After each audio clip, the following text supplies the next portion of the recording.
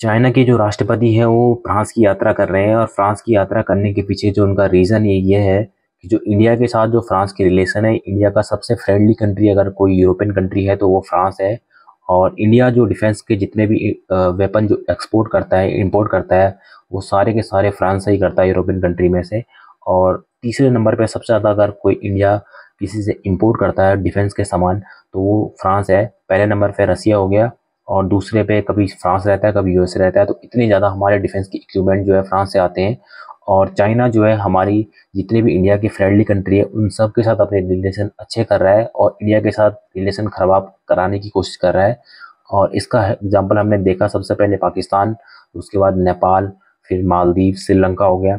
इन सभी कंट्री के साथ आज के डेट में इंडिया के हॉस्टाइल रिलेशन हो चुके हैं बिकॉज ऑफ चाइना। चाइना के साथ इन सभी की कंट्री के फ्रेंडली रिलेशनशिप हो चुके हैं। और फ्रांस अभी जो कि इंडिया के लिए काफ़ी इम्पोर्टेंट कंट्री है, उसके साथ भी चाइना जो है अपने रिलेशन अच्छे करने की कोशिश कर रहा है। रीज़न सिंपल है, क्योंकि जितने भी डिफेंस के इंडिया में इक्विपमेंट आते हैं वो सारे के सारे फ्रांस से आते हैं। और राफेल हो गया, राफेल भी हमारा फ्रांस से आता है। तो ये इंडिया के सिक्योरिटी के लिए बहुत बड़ा थ्रेट है। अगर इन केस फ्यूचर में वार होती है तो कोई गारंटी नहीं है कि फ्रांस जो है इंडिया का सपोर्ट करेगा।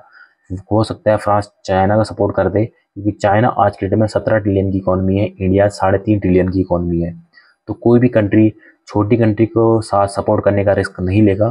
तो इसलिए हमें अपने जितने भी डिफेंस इक्विपमेंट है वो अपनी कंट्री में ही बनाने चाहिए, इंडिजिनियस तरीके से बनाने चाहिए, कि ताकि हमें कल को किसी दूसरी कंट्री पे रिलाई ना होना पड़े।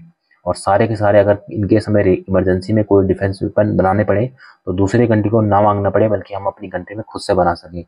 अब कल को अगर राफेल का विमान में अगर कुछ भी खराबी आती है या हमें और राफेल चाहिए तो हमें फ्रांस पे जाना पड़ेगा, फ्रांस की मदद लेनी पड़ेगी। और चाइना ने अगर फ्रांस को बोल दिया कि आप इंडिया को सप्लाई मत कीजिए, क्योंकि अगर इंडिया चाइना की वार होती है और हो सकता है फ्रांस मना करते हैं हमें सप्लाई करने से, तो इसमें इंडिया की सिक्योरिटी के लिए थ्रेट हो सकता है। तो ये बहुत उसी के लिए शायद चाइना इस तरह से कुछ प्लानिंग करने की कोशिश कर रहा हो।